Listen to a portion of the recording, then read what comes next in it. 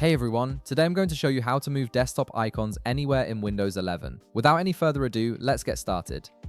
First, power on your computer and wait for Windows 11 to fully load. Give it a moment until everything is ready and your desktop appears with all your icons and files visible. This initial loading process ensures that all your system components are properly initialized before you start customizing. Once your PC is ready and you can see your desktop clearly, you'll notice several icons, folders, and files displayed on the screen.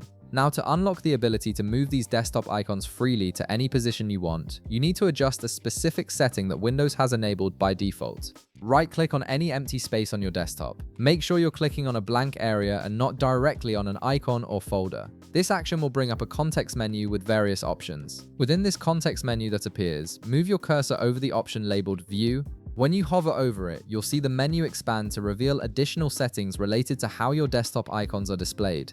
These settings control the visual arrangement and behavior of everything on your desktop. Under the View submenu, look for an option called Auto Arrange Icons. This feature is what currently forces your desktop icons to snap back into a fixed grid position whenever you try to move them. You'll want to disable this option by clicking on it to remove the checkmark. If there's no checkmark next to it, that means it's already disabled. However, if you do see a checkmark, click on it once to turn off this automatic arrangement feature. By disabling auto arrange icons, you've now given yourself complete freedom to place your desktop icons wherever you want. Windows will no longer automatically reorganize them back into the default grid layout, allowing you to create your own custom arrangement that suits your workflow perfectly. And that's all there is to it. You've successfully disabled the auto arrange feature and can now move your desktop icons to any position on your screen. If this video helped you out, be sure to leave a like, subscribe, and I'll see you in the next one.